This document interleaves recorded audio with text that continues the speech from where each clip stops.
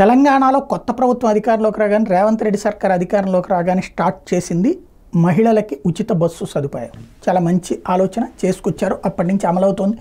అనేక మంది మహిళలు సద్వినియోగం చేసుకుంటున్నారు. అయితే అసలు పాయింట్ ఏంటంటే ఇప్పటిదాకా టీఎస్ఆర్టీసీ ఎవరైతే ఎండీ చెప్తున్నటువంటి లెక్క ఏంటంటే 90 కోట్ల మంది మహిళలు ఉచిత ప్రయాణం చేశారట. బాగుంది, 90 కోట్ల మంది ఇప్పటిదాకా. ఈ డబ్బులు అంటే వీళ్ళది ఎంత అవుతుందో, వాళ్ళకి జీరో టికెట్ ఇస్తున్నాం, ఆ డబ్బులు ఎంత అవుతుందో మనకు తెలుసు కదా. అది ఎవరివ్వాలి? రాష్ట్ర ప్రభుత్వం ఇవ్వాలి. ఆ డబ్బులు భరించాలి కదా, మనమే ఫ్రీగా కాదు కదా. ఆర్టీసీ అనేది ఉచిత సంస్థ కాదు కదా. ఆర్టీసీకి ఈ టికెట్ల ఖర్చు ఎంతైతే అవుతుందో అది రాష్ట్ర ప్రభుత్వం భరించాలి కదా. అది భరిస్తోందా? ఎంత ఖర్చు అవుతుందో అంత ఖర్చు ఇస్తోందా?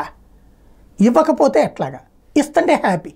ఆ విషయం కూడా సజ్జనార్ గారు చెప్తే బాగుంటుంది.